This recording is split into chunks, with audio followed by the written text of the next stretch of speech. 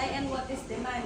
So supply is the amount of a specific good or service na available sa market, and demand naman is the amount of the good or service na gustong bilhin or i-avail ng customer. So, the law of supply and demand states that under the assumption that demand is constant, the price or the service or an item tends to fall as its supply rises. Simple as yung price ng isang service or product is may possibility na bumaba while yung supply niya is nagtataas. So next is what is basic commodities. Before natin siya i-discuss, alamin muna natin kung ano yung mga basic commodities. So basic commodities is dito yung pumapasok yung mga food, fuel, or basically yung mga kailangan natin sa everyday life. So for the law of demand and supply and prices of basic commodities is if supply stay the same, prices often rise as demand for a commodity rises as a result of population expansion, rising incomes, and seasonal variations. So on the other hand, prices may fall when supply rises as a result or a higher agricultural production, advances in technology, and improved logistics. What is price in economics? The cost of acquiring good or service is referred to as its price. Since consumers are prepared to spend a specific sum of money para makapurchase sila ng good or services, yun yung tinatawag na price in economics or in other variations. So when we say monetary cost kasi, it is the amount of money that something is worth or the price that someone is ready to pay for it. Kasi halimbawa magpa-purchase ka ng isang product or mag-a-avail ka ng isang services is kailangan mong bayaran yung standard price nila to experience their quality service or their quality product. So the relationship of the supply and demand to price of basic commodities. So about the basic commodities, the relationship between supply and demand, the amount of an item that consumers wish to purchase determines prices.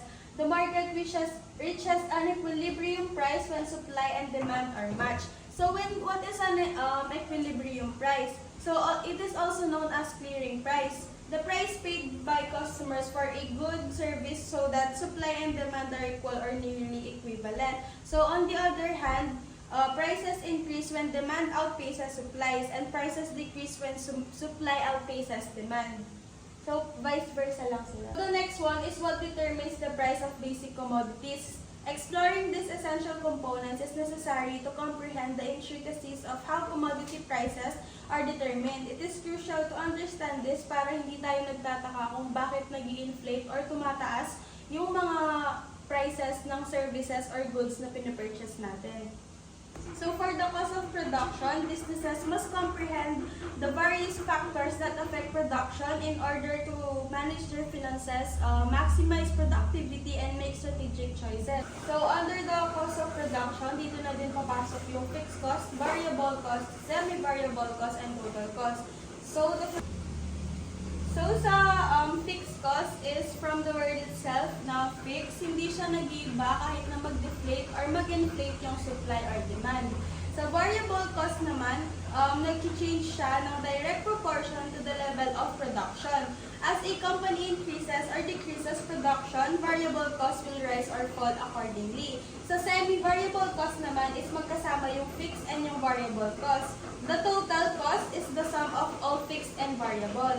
So next one is we have the following factors that have direct or indirect effect on the price of commodities. So first one is we have the raw materials. Raw materials costs have a big impact on a business's overall production costs, pricing policies, and profitability. Example of raw materials are wood, cottons, coal, water, steel, trees, or yung mga agricultural products. So the second one is the labor or manpower. So since labor is necessary to convert raw resources into completed goods or services, it is a direct expenses for the majority of firms. Workers participate in the manufacturing businesses in a number of ways, such as running equipment, inventory, putting together products, offering services, and conducting quality assurances. Since hindi naman gagaling mga equipment na kahit na may walang tao, gano'n, kailangan pa din ng manpower in order for them to operate. So next one is we have the machines, elements, and other facilities.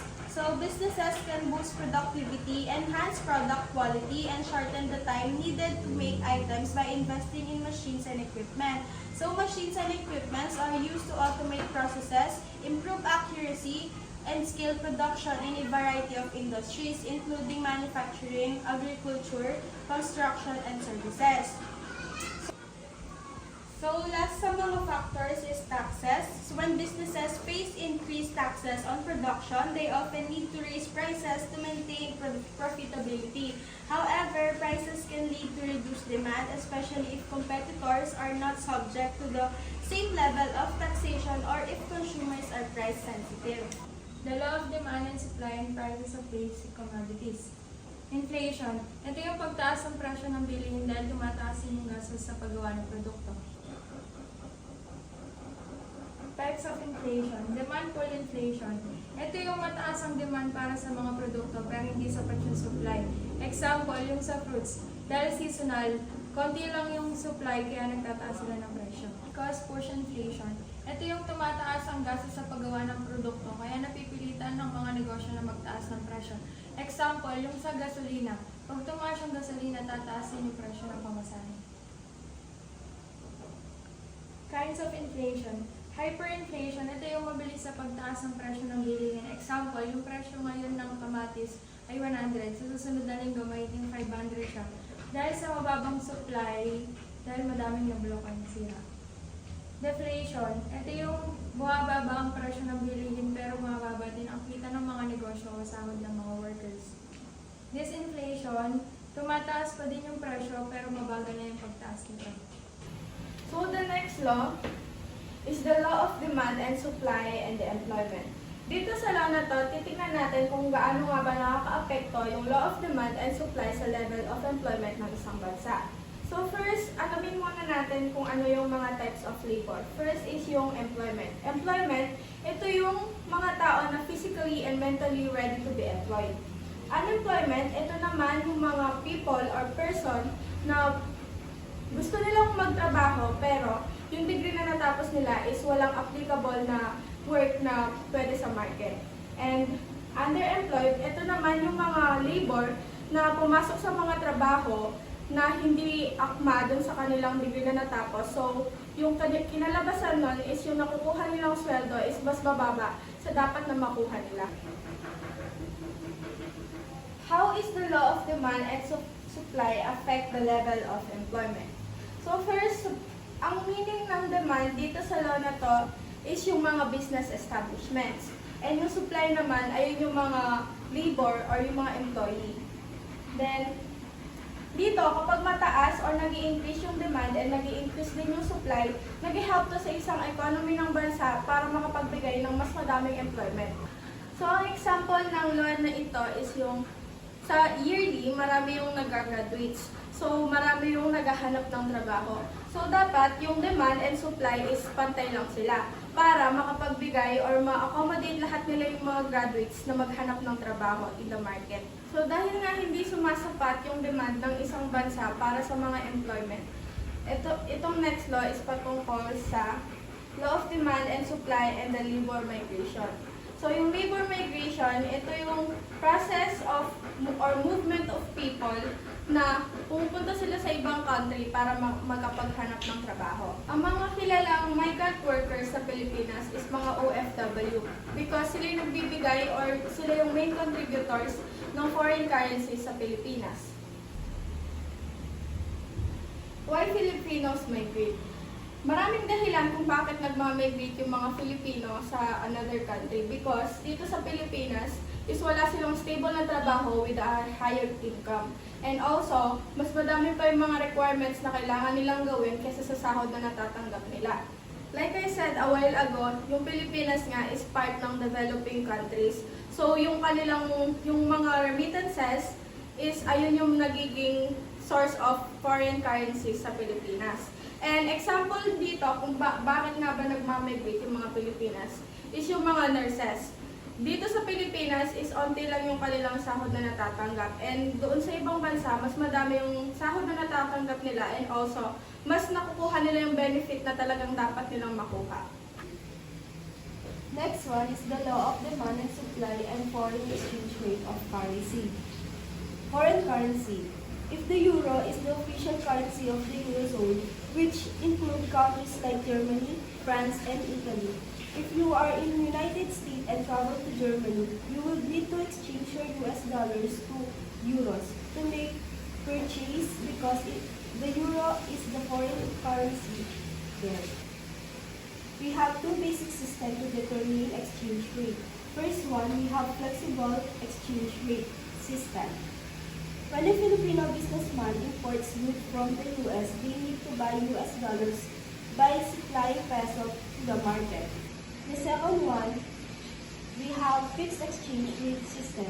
A fixed exchange rate system is when a country currency is pegged to another region currency, like US dollars, and does not fluctuate with market conditions. For example, the Hong Kong dollar is fixed at about 7.8 HKD to 1 USD.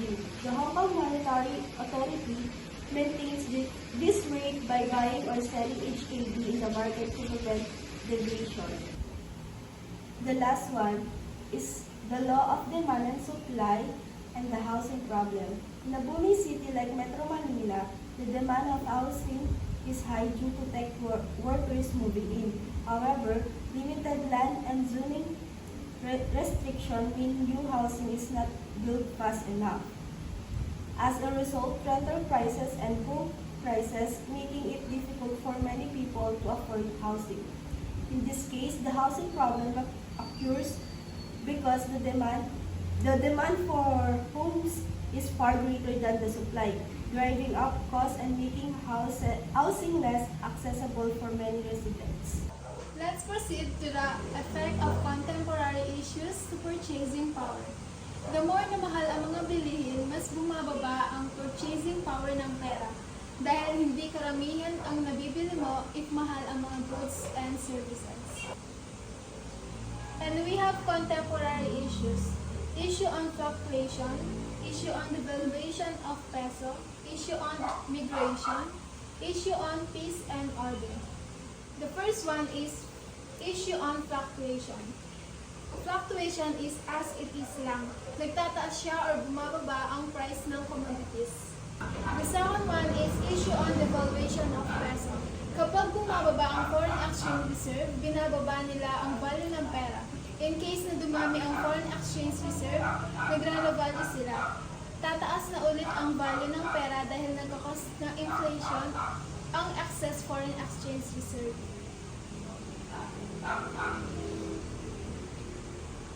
Another terminology used to indicate the value of peso in terms of other currency is appreciation.